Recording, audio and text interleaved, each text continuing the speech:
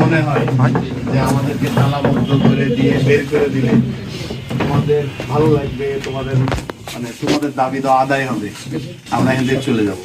যদি আপনারা মনে করেন যে আমাদের দাবি যৌক্তিক এবং আপনারা যদি আমাদের সমর্থন করেন তাহলে আপনারা পদত্যাগ করে এই দল ত্যাগ করেন। যৌক্তিক অযৌক্তিক শুনুন, তাহলে আপনারা আমাদের লাস্ট অপশন হয় আপনারা দল ত্যাগ করেন, পদত্যাগ করে সবাই চলে যান, তাহলে আপনাদেরও বয়কট করতে হবে। ভাই আপনাদেরকে বয়কট করব। প্লিজ আপনারা কোন শক্তির বলে আমাদের কাছ থেকে 48 ঘন্টা সময় নিয়েছিলেন?